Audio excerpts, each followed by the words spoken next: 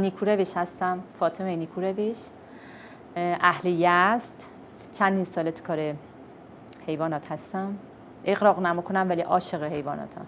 پسر خانم نیکو هستم، پارسا. کارم هم اینه که یالا کمک حال مادر رو تو کارم کمکشون میکنم.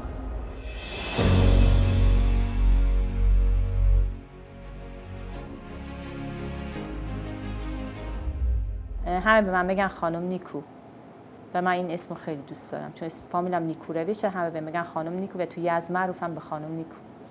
ما یه خانواده پرجمعیت بودیم. با افتخار میگم شرایط مالی بسیار سخت و تو یک شرایط بسیار سختی بزرگ شدیم. با افتخار میگم ما جزو خانواده‌ای بودیم که به نون شبمون محتاج بودیم.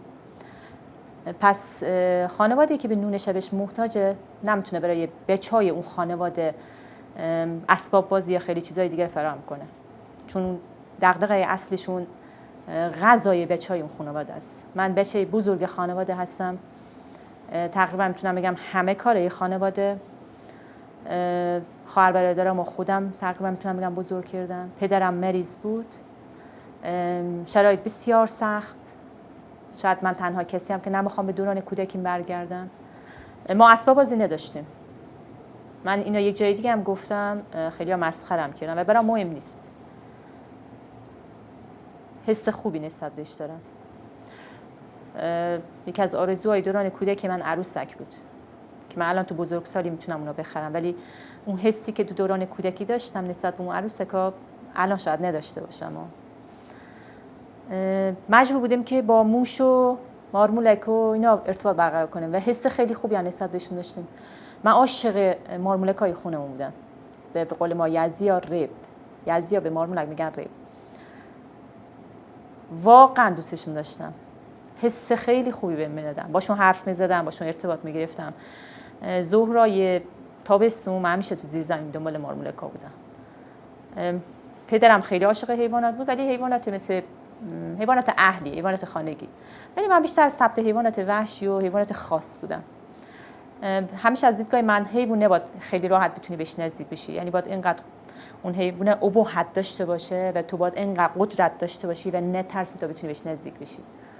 حالا حیوان خونگی مثل سگ و گربه و پرنده اونها چیز راحتیه و هیچ ترسی نداره و حیوان خونگی محسوب میشه. و تو دوران کودکی که بسیار دوران پرتنشی داشتیم و چیزی به نام آرامش ما نداشتیم، تنها چیزایی که منو آروم میکردن اینا بودن. عروسکای زنده من بودن. همه عروسکای من میفهمیدن حرف منو، گوش میدادن و شاید باورتون نشه من صداشون رو میشنویدم. آینده بزرگی در انتظارته. مقاومت کن. همه چی تغییر خواهد کرد. ما جایی که زندگی میکردیم از یعنی کنارش یه باغ بزرگ بود، یعنی وقتی می‌خواستیم رد شیم باید از این باغ رد می‌شدیم. دیوارهای خرابی داشت، کوچه‌های تاریک. شاید خنده دار باشه، مثلا ما نظری خیلی برام مهم بود. رفتیم نظری می‌گرفتیم.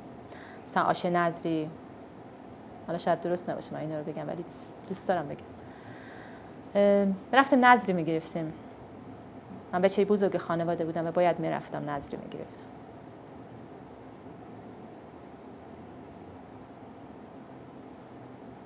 میشه اینا رو تعریف نکنم؟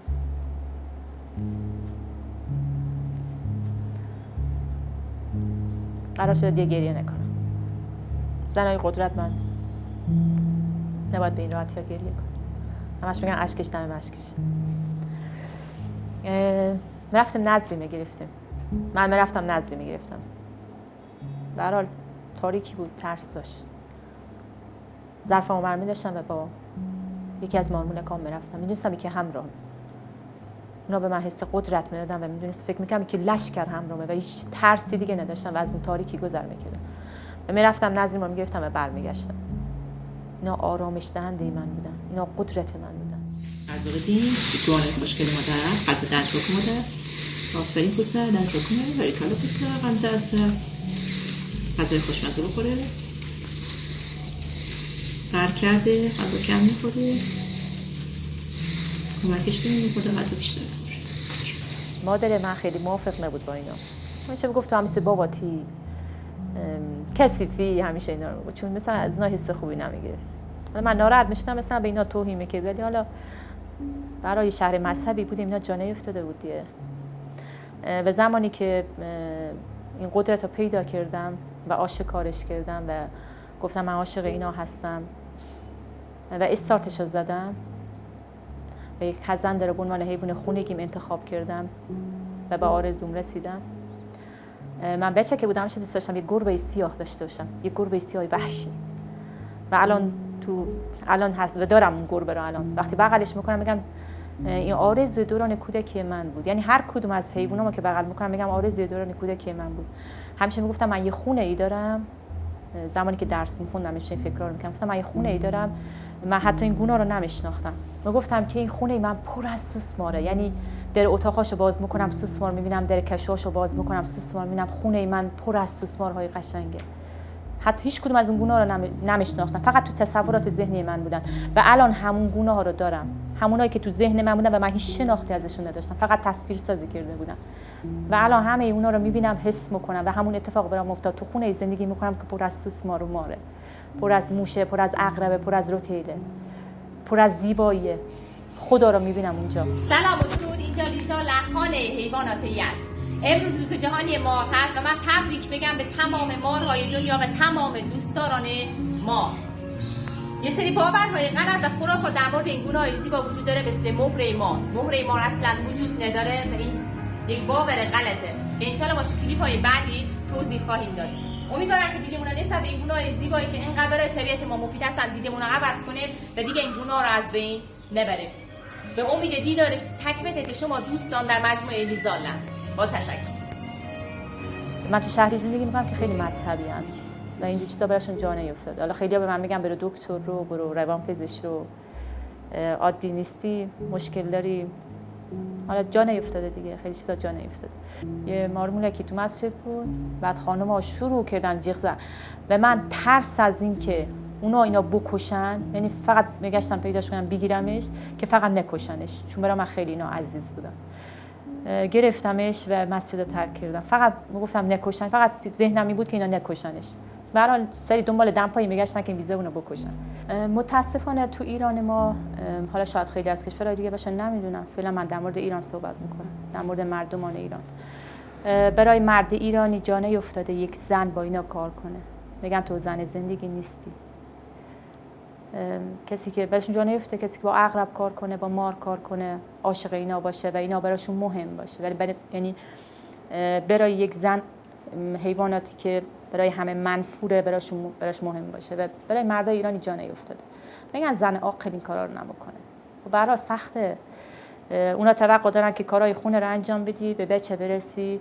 من میگم باشه یک زن این کارا رو انجام بده، وظیفه اصلیش رو انجام بده، دنبال علایق خوشم بره، ولی جا نیفتاده. مثلا خیلی ها مثلا من الان دیگه من نمیتونم واقعا ازدواج کنم، بخاطر که دیگه کسی پذیرای اینا نیست. با اینکه اینقدر فرهنگ سازی شده، میگن زن زندگی نیستی، به در زندگی نمیخوری. به زمانی که من بعد 9 سال جدا شدم، اولین کاری که کردم رفتم دنبال علاقه و استارتش زدم بسیار پرقدرت. با اینکه سخت بود و به هر کسی میگفتم میخوام کروکودیل بیارم، مثلا میگفتم داره خالی میبنده یا داره مثلا توهم میزنه یا خل شده. مثلا بعضیا که میام میگم مثلا تو بانک میرفتم صحبت میکردم، میگم مثلا میخوام وام بگیرم این کارو بکنم، گفتم باورم نمیشد و الان میبینم واقعا چه قدرتی داشته به این کارو کرد.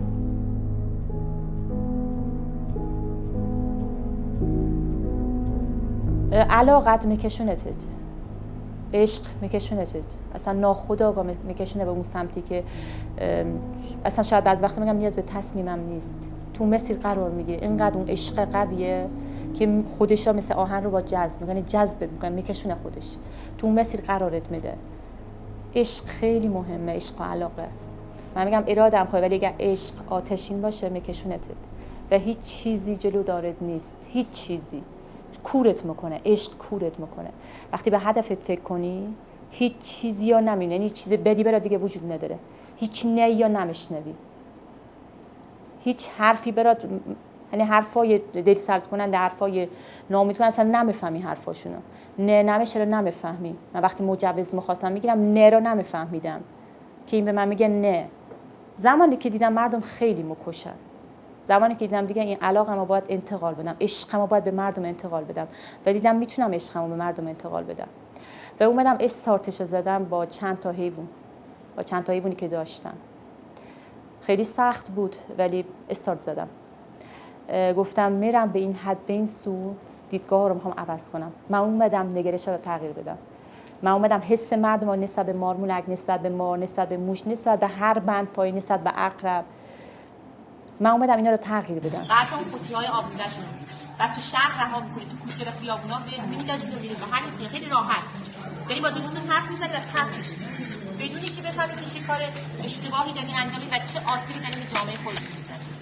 شهر کثیف میشه و وقتی توریست‌های داخلی و خارجی میان میبینن چقدر یزد کثیفه، میرن برای دوستاشون تعریف می‌کنن، میگن یزد نرین، یزد کثیفه، آلودگی داره، نرین یزد. تو خیابوناشون پر از زباله و آشغاله و یک تبلیغی میشه منفی برای ما و دیگه هیچ توریست خارجی نمیاد. اگه ما یاد بگیریم هم آشغال نریزیم، هم آشغالا رو جمع کنیم، نگیم به ما ربطی نداره یه شهرداری نوکر ما، این حرفا رو نزن. این جملاتی که خیلی از خیلی میشنوم، مثل یه مادر میمونه که تو خونه 5 تا بچه داشته باشه، هی مادر تمیز کنه، هی بچه‌ها بریزن، این خونه هیچ وقت تمیز نخواهد. زمانی که جدا شدم رفتم دنبال هدفم.